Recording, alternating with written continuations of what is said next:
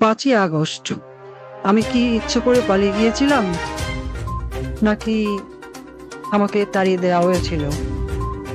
আমি মনে করি এই সত্যটা আপনাদের সকলের জানা প্রয়োজন। শেখ হাসিনার ভাষণকে ঘিরে একটি উত্তেজনা তৈরি হয়েছে। সেই উত্তেজনার জেরে ধানমন্ডির 32 নম্বরে ইতিমধ্যে ঢুকে পড়েছে ছাত্র জনতা, চলছে ভাঙচুর। আসসালামু আলাইকুম ভিউয়ার্স, দেশ ও দেশের বাহির থেকে যারা আমার ভিডিওটি প্লে করেছেন জানাচ্ছি আন্তরিক শুভেচ্ছা ও অভিনন্দন। আশা করি সবাই ভালো আছেন, সুস্থ আছেন, আলহামদুলিল্লাহ। তো ভিউয়ার্স, অবশেষে দীর্ঘ পতনের 6 মাস পর সরাসরি ফেসবুক লাইভে আসলেন শেখ হাসিনা এবং সেখানে বর্তমান ছাত্র সমাজকে কেন্দ্র করে শেখ হাসিনা যে বক্তব্য বা তার লাইভে কথা বলেছেন, এটা নিয়ে নানান ধরনের আলোচনা ও সমালোচনার জন্ম নিয়েছেন। আসুন সরাসরি আমরা শেখ হাসিনার ফেসবুক লাইভ কনফারেন্সে যুক্ত হব ভিডিওতে। ভিডিওতে যাওয়ার আগে ছোট্ট রিকোয়েস্ট করব, যারা এখনো চ্যানেলটি সাবস্ক্রাইব করেনি, নিয়মিত দেশের সকল আপডেট সবার আগে জানতে অবশ্যই চ্যানেলটি সাবস্ক্রাইব করে পাশে রাখবেন। দর্শক আসুন স্ক্রিনে। 5ই আগস্ট আমি কি ইচ্ছে করে পালিয়ে গিয়েছিলাম, নাকি আমাকে তাড়িয়ে দেওয়া হয়েছিল? আমি মনে করি এই সত্যটা আপনাদের সকলের জানা প্রয়োজন। সত্যটা আসলে জানেন কি? 5ই আগস্ট যদি আমি দেশ ত্যাগ না করতাম, ছাত্র জনতা যদি সত্যি গণভবনে প্রবেশ করতে পারত, আর সেখানে যদি আমি অবস্থান করতাম, আজ আপনাদের সামনে যে আমি, সেটাও হয়তো সম্ভব হতো না। তারা আমাকে কখনোই জীবিত রাখতো না, আর গাদ্দাফির চেয়েও করুণ পরিণতি করত। প্রশ্ন হলো, 5ই আগস্ট কেন হতে হলো? দেখুন, 5ই আগস্ট যদি আমি অনুভবন ত্যাগ নাও করতাম, একটা না একটা সময় ওই বাড়ি থেকে আমাকে চলে যেতেই হতো। 5ই আগস্ট না হলে 5 জানুয়ারি, আর তা না হলে 5 এপ্রিল। 16 বছরে মানুষের মনের মধ্যে জন্ম হওয়া ক্ষোভের বিস্ফোরণ, সেটা আজও কারো হতোই। পরপর 3টি নির্বাচনে দেশের প্রজন্মকে ভোট দিতে দেয়নি। তারা আমার উপর যেভাবে খেপেছিল, আমার পতন না করে তারা ঘরে ফিরত না। আসলে আমার পরিবার পরিজন আর দলের নেতাকর্মী, তারা এই যে দেশে যে পরিমাণ দুর্নীতি, লুটপাট আর রাজধানীর রাজত্ব কায়েম করেছিল, শক্ত হাতে তা দমন না করতে পারাই হয়তো আমার রাজনৈতিক জীবনের সবচেয়ে বড় ব্যর্থতা। বা নিজের ভয়ের কথা যদি বলি, আমি চেয়েছিলাম দেশকে উন্নত করতে, কিন্তু বলে গিয়েছিলাম সুশাসনের কথা, জনগণের ভোটের অধিকারের কথা। কিন্তু প্রশ্ন হলো, ঘৃণা কি শুধু আমার একার প্রাপ্য? আমি কি একা একা এই দেশ রোধ করেছি? আমার তো একটা পরিবার ছিল, একটা বড় দল ছিল। তারা তো উন্নয়ন উন্নয়ন বলে সবসময় কান ঝালাপালা করে ফেলতো। তখন কি কেউ আমাকে বলেছিল, আপা উন্নয়ন করেন, কিন্তু ভোটের অধিকার তো জনগণকে দিয়েন? কেউ বলেছিল? আমি এত বড় ভুল পথে চলে গেলাম, আমার পরিবারের কোনো সদস্য আমাকে কোনদিন একবারের জন্য বলেছিল? কেন?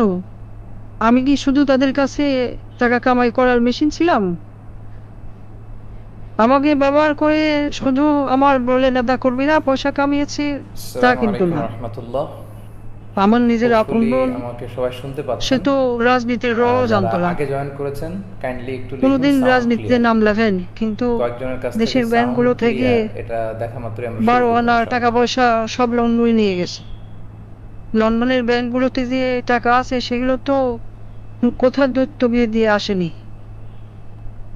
আর যেসব পুলিশ সদস্য আমার কথা শুনে ছাত্রদের উপর গুলি চালিয়েছে বলা হচ্ছে, তারা কি শুধু আমার ক্ষমতা রক্ষার জন্য গুলি চালিয়েছে, নাকি নিজেদের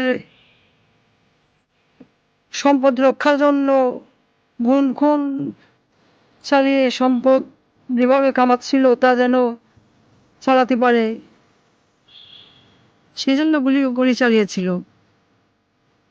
এত এত রক্তপাত তারা করলো, তাদের দিকে থুতু দিচ্ছেন না কেন? ঘৃণা কি শুধু আমার একার প্রাপ্য? কোথায় আসবে নজির? সে তো আমি ক্ষমতায় থাকতেই দেশ থেকে পালিয়েছিল। 50,000 টাকা বেতনের চাকরি করে সে কিভাবে 20,000 কোটি টাকা কামিয়েছে? হ্যাঁ, আমার ব্যর্থতা, আমার ক্ষমতা ব্যবহার করেই তো এরা এত সম্পদের মানুষ হয়েছে। দেওয়ার প্রশ্ন, যত সব ঘৃণা সব কি আমার একারই প্রাপ্য? সবকিছুর জন্য যেন আমি একাই দায়ী। এই প্রশ্ন আমি রেখে যাচ্ছি। পরমাণু বিদ্যুৎ প্রকল্পে $12 বিলিয়ন থেকে আজ $2 বিলিয়ন আত্মসাতের অভিযোগ উঠেছে। হোপফুলি আমাকে সবাই শুনতে শেখ পাচ্ছেন। রেহানা কেন এত টাকা দাবি যারা করলো? আগে জয়েন করেছেন সে রাজনীতি করবে না, কোনো অপকর্মের ভাগ নেবে না, সাউন্ড ক্লিয়ার। কিন্তু প্রকল্পে সাদাবাজি করলো, দেশের ব্যাংকগুলি লুট করলো। কিছু বললেই বলে বাপ তো তোর একার না, শেখ মুজিব আমারও বাপ। আমি বলি দেশ লুট করা বাপের গোদ তুলি না। এই দেশে হয়তো এমন মানুষই বেশি ছিল যারা আমাকে ভালোবাসে নাই, ঘৃণা করেছে, কিন্তু আমার বাবাকে তো ভালোবাসত। একটু টেক্সট করবেন। সাউন্ড আমার দুঃশাসনে অতিষ্ঠ হয়ে আজ মানুষ আমার কমেন্টসটি বাবা শেখ মুজিবকে নিয়ে কটূক্তি করছে, টেক্সট করুন। গালাগালি করছে। Sound clear. কিন্তু একটা আজব বিষয় শুনুন, ইনশাআল্লাহ আমি যে এত বড় ভুল পথে চলে গেলাম, জামিলা। আমার পরিবারের কোনো সদস্য, জি, আরো কিছু কমেন্টস। আমার মেয়ে, আমার ছেলে কোনোদিনও একবারের জন্য বলেনি। তারা আমাকে ব্যবহার করে শুধু টাকা পয়সা কামিয়ে গেল। আমার আপন বোন, সেও কিন্তু সেই পথেই হাঁটলো। সে কি কখনো আমার বাবার সম্মানের কথা ভেবেছিল? বঙ্গবন্ধু তো তারও পিতা ছিল। আসসালামু আলাইকুম রাহমাতুল্লাহ। সে কি করলো? হোপফুলি আমাকে কিছুদিন সবাই আগেও শুনতে পাচ্ছেন। যারা আমাকে আগে নেত্রী জয়েন বলে করেছেন ডাকতো, কাইন্ডলি একটু লিখুন আজ সাউন্ড ডাকে ক্লিয়ার। খুনি। আমি জানি এই তকমা আমার প্রাপ্য, কারণ আমি যা করেছি তা কখনোই ক্ষমার যোগ্য অপরাধ না। রাতে যখন ঘুমাতে যাই, আমার দিনগুলো আর রাতগুলো এখন একই রকম। আমি জানি না ঘুমাতে কেমন লাগে, জানি না শান্তি কাকে বলে। আমার ঘরে প্রতিদিনই এখন মানুষ আসে, আমার চারপাশে দাঁড়িয়ে থাকে। আমি জানি না তারা মৃত নাকি জীবিত। আমি আয়নার দিকে তাকাই, কিন্তু নিজের চেহারা দেখতে পাই না। দেখি রক্তমাখা হাত, পা, মাথা। আমি চিৎকার করে বলি, আমি তো দেশ বাঁচাতে চেয়েছিলাম, কিন্তু সেই কণ্ঠগুলো আমার কথা শোনে না। তারা আমাকে বারবার প্রশ্ন করে, আমাকে কেন মারলেন? আমার মায়ের কাছে ফিরিয়ে দিন। আমি ক্ষমা চাই না। আমার মতো নরপিশাচের কোনো ক্ষমা হয় না। আমি এক পাপী, আমি এক মহাখনি। আজ আমি মতিউর রহমান রেন্টোর সাথে গোলা মিলিয়ে বলতে চাই, আমার ফাঁসি চাই। আমি চাই রাস্তার মোড়ে আমাকে প্রকাশ্যে ফাঁসি কাস্টে ঝুলিয়ে হত্যা করা হোক। এ জাতিকে পাপ মুক্ত করা হোক। জয় বাংলা, জয় বঙ্গবন্ধু।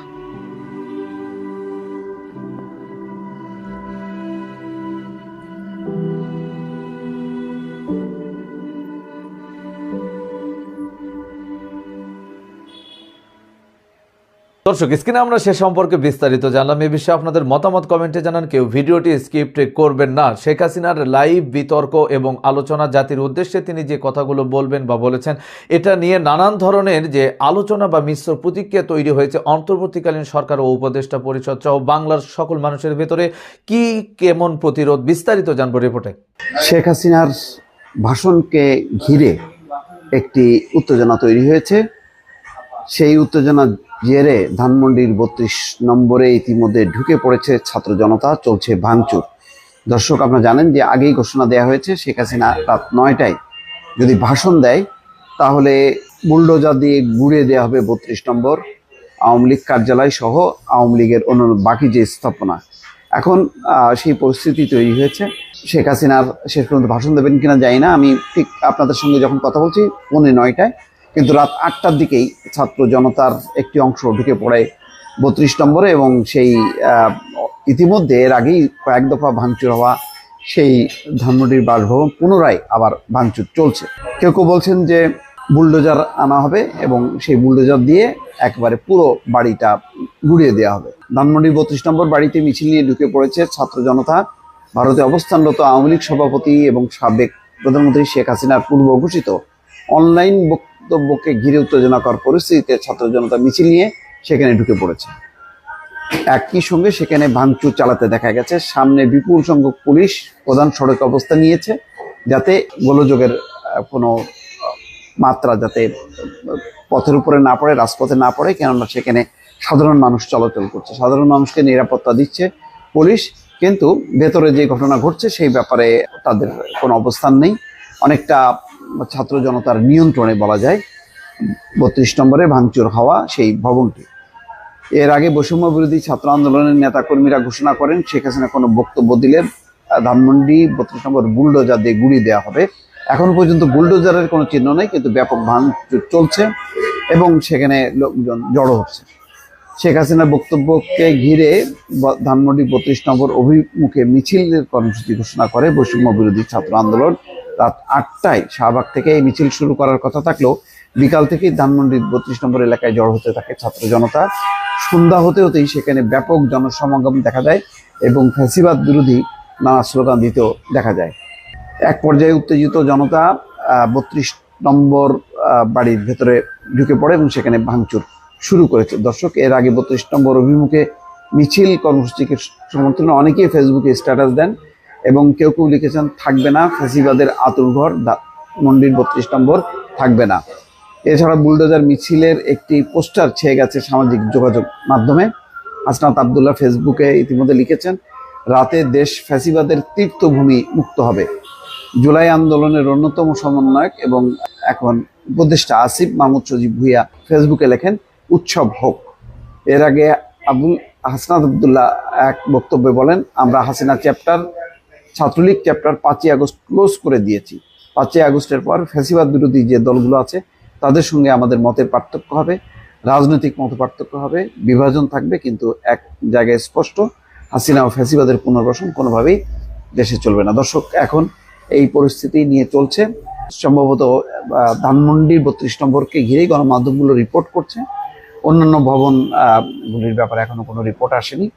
বোঝা যাচ্ছে যদি শেষ পর্যন্ত শেখ হাসিনা রাত 9টায় ভাষণ দেন তাহলে সেই উত্তেজনা আস্তে আস্তে ছড়াবে। দর্শক, স্ক্রিনে আমরা সে সম্পর্কে বিস্তারিত জানলাম। এই বিষয়ে আপনাদের মতামত কমেন্টে জানান। সো ভিডিও এই পর্যন্ত, ভালো লাগলে লাইক অ্যান্ড কমেন্ট করবেন এবং দেশের সকল আপডেট সবার আগে জানতে অবশ্যই চ্যানেলটি সাবস্ক্রাইব করে পাশে রাখবেন। দেখা হবে পরবর্তী ভিডিওতে ইনশাআল্লাহ। আসসালামু আলাইকুম ওয়া রাহমাতুল্লাহ।